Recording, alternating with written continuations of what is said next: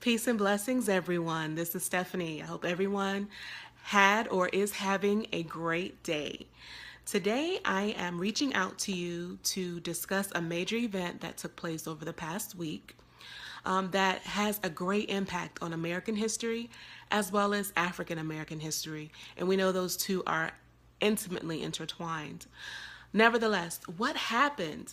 Archaeologists announced publicly that they have uncovered the living quarters that was occupied by Sarah Sally Hemings, who was an enslaved mulatto woman owned by Thomas Jefferson.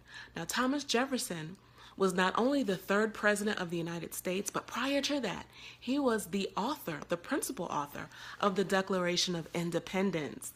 Isn't that something? That he actually owned slaves? All right.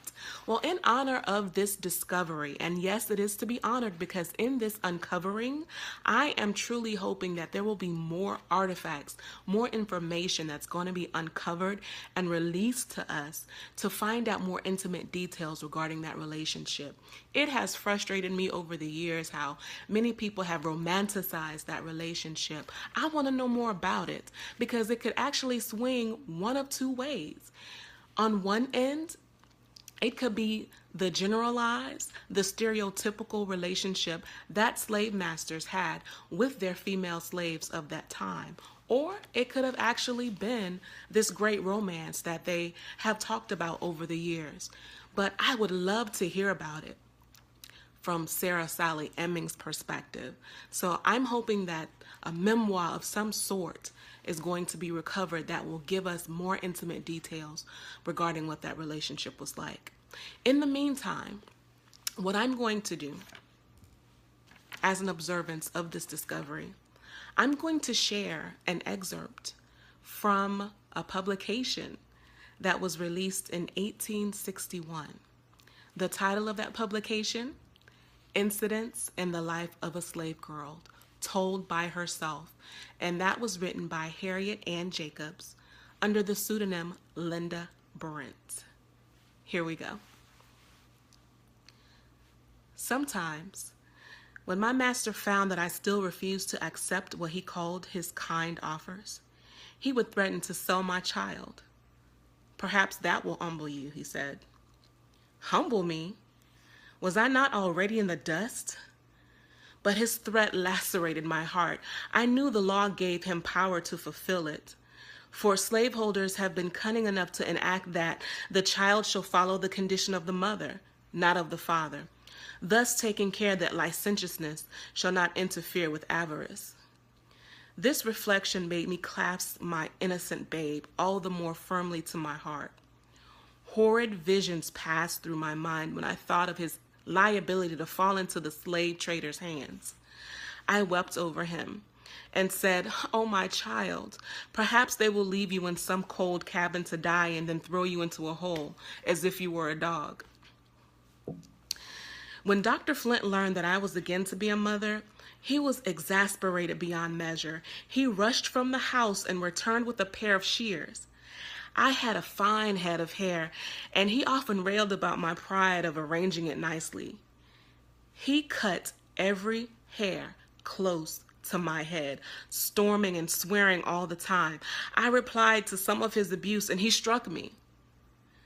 Some months before, he had pitched me downstairs in a fit of passion, and the injury I received was so serious that I was unable to turn myself in bed for many days.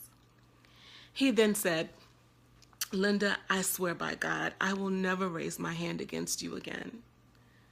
But I knew that he would forget about his promise. After he discovered my situation, he was like a restless spirit from the pit. He came every day, and I was subjected to such insults as no pen can describe. I would not describe them if I could. They were too low, too revolting. I tried to keep them from my grandmother's knowledge as much as I could. I knew she had enough to sadden her life, so without having my troubles to bear. When she saw the doctor treat me with violence and heard him utter oaths terrible enough to palsy a man's tongue, she could not always hold a peace.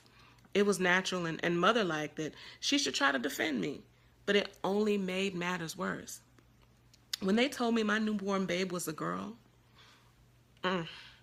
my heart was heavier than it had ever been before. Slavery is terrible for men, but it is far more terrible for women. Super added to that, the burden common to all.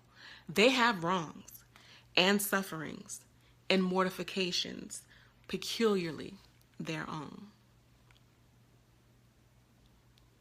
Incidents in the Life of a Slave Girl, written by herself, Harriet Ann Jacobs, also known as Linda Brent. I read this, and this is just a reminder, I read that passage as an example of what the institution of slavery was like for the enslaved African or mulatto woman. Without getting too much into colorism that began during that time, mulatto women may have had it a little bit better than African women, but it's all the same oppression, racial and gender oppression.